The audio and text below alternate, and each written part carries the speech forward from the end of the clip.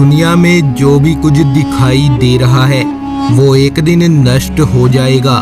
मौत एक अटल सच्चाई है, रहेगा तो सिर्फ महाकाल का नाम। महाकाल के चरणों में ध्यान जोड़ शुरू करते हैं आज की हमारी यह घटना। मुकेश जी जो कि दिल्ली में रहते हैं, उन्होंने अपने जीवन की सच्चाई सभी के सामने रखी, जिसमें स्वयं महाकाल ने उन्हें साक्षात दर्शन दिए। मुकेश जी ने बताया कि मैंने तो अपनी सारी उम्र अपने काम और परिवार को संभालने में ही निकाल दी। मेरी पत्नी साक्षी बचपन से ही महाकाल की आराधना करती आ रही थी और पिछले 3-4 वर्षों से वह मुझे केदारनाथ बाबा के दर्शनों के लिए कह रही थी। मेरा कोई भी झुकाव इस धार्मिक माहौल की तरफ नहीं था।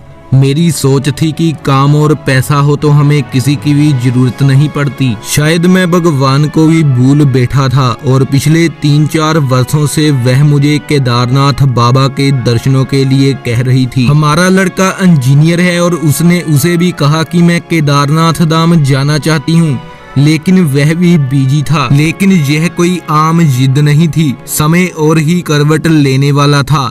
देखते ही देखते मेरी पत्नी बीमार पड़ गई। इलाज चला लेकिन बीमारी पकड़ में नहीं आ रही थी।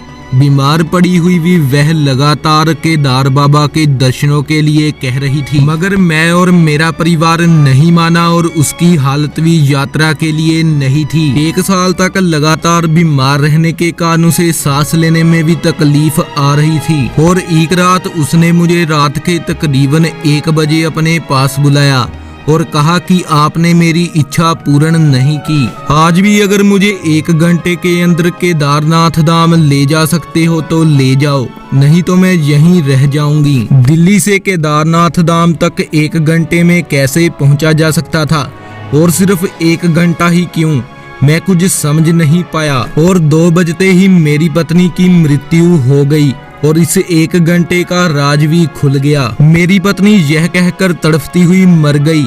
वह कोई सोना चांदी नहीं मांग रही थी, सिर्फ केदारनाथ बाबा के दर्शनों की ही मांग कर रही थी और उसकी यह इच्छा भी मैं पूर्ण नहीं कर पाया। संस्कार किया, अस्थियां इकट्ठी की और एक कलश में डाली। अगले दिन अस्थियां विसर्जित करने जाना था तो हमारा परिवार अगली सुबह क्या देखता है कि जिस कमरे में अस्थियों वाला कलश रखा हुआ था वह कमरा अंदर से बंद था। मैंने सोचा कि घर में तो कोई और नहीं है, तो फिर दरवाजा अंदर से कैसे बंद हो सकता है।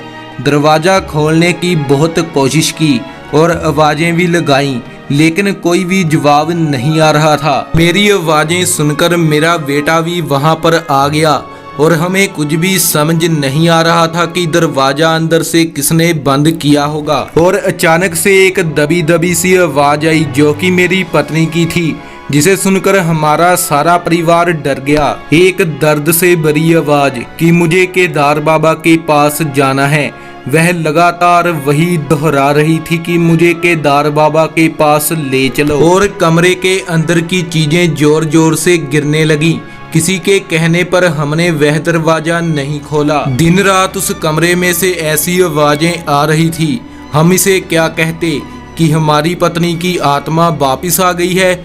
नहीं, बल्कि वह वहां से कहीं गई ही नहीं थी। वह केदारनाथ बाबा के दर्शनों में ही फंसी हुई थी और वह हमारे घर में से किसी को बाहर भी जाने नहीं दे रही थी। घर के सभी लोग डरे हुए थे और मेरे बेटे के काम पर ना जाने के कारण उसकी नौकरी भी चली गई। और एक दिन हमारे परिवार ने इस सब से तंग आकर महाकाल के आगे बेनती की।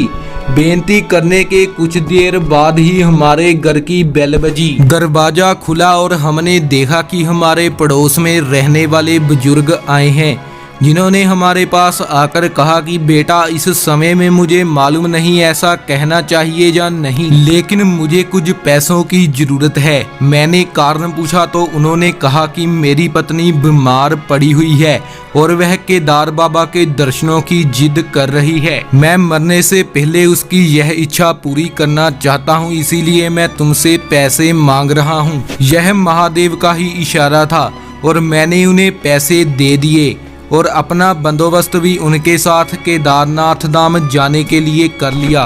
और फिर मैं जब उस अस्थियों वाले कमरे के सामने गया और कहा कि चलो तुम्हें केदारनाथ धाम ले चलता हूँ, तो अंदर से कोई भी आवाज नहीं आई। तभी मेरे पड़ोसी बुजुर्ग दंपति ने आवाज लगाई कि चलो तुम्हें भोले बाबा के पास ले चलें, भोले बाबा तुम्हारा इंतजार कर रहे हैं। एकदम से दरवाजा खुला, बुजुर्ग ने कलश उठाया और हम केदारनाथ धाम की ओर निकल गए। वहां पहुंचकर हमने केदारनाथ बाबा के दर्शन किए और अस्थियों को विसर्जित किया और फिर घर वापस चले आए। अब घर में से कोई भी आवाज नहीं आ रही थी, सब कुछ ठीक चलने लगा और मेरे बेटे को भी सरकारी नौकरी मिल गई। महाकाल के दर्शन भाग्य से ही मिलते हैं, इनमें जरा सा भी विलंब नहीं करना चाहिए, नहीं तो जिंदगी खत्म होने में देरी नहीं लगती। इसी के साथ अगर आप भी हो महाकाल के सच्चे भक्त तो इस वीडियो को लाइक, शेयर और चैनल को सब्सक्राइब करें